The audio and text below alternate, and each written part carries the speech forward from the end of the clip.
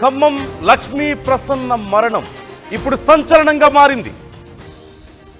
రాజమండ్రి నుంచి అశ్వారావుపేటకు అంబులెన్స్లో ప్రసన్న మృతదేహాన్ని తరలించారు.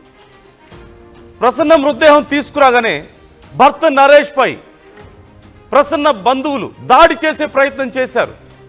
అశ్వారావుపేట పోలీస్ స్టేషన్ పరిసర ప్రాంతాలన్నీ కూడా పూర్తిగా దిగ్బంధించి నిందితులను కఠినంగా శిక్షించాలంటూ రోడ్డుపై బైఠాయించారు. వాళ్ళందరూ నిందితులకు పోలీసులు సహకరిస్తున్నారంటూ ఆగ్రహం వ్యక్తం చేస్తున్నారు. భార్యకు తిండి పెట్టకుండా హింసించాడు భర్త నరేష్. నెల 2 నెలలు కాదు 2 ఏళ్లుగా తిండి లేక ఎముకల గూడుగా మారిపోయింది లక్ష్మీ ప్రసన్న. చివరికి ఆసుపత్రిలో చికిత్స పొందుతూ మృతి చెందింది. అయితే తిండి లేక ఎముకల అస్థిపంజరంగా మారిపోయి ఇక ప్రాణాలు కోల్పోతున్న సమయంలో తను కింద పడి దెబ్బలు తగిలి హాస్పిటల్ పాలైంది అంటూ భర్త నరేష్ ఒక కొత్త డ్రామాకు తెరతీశాడు.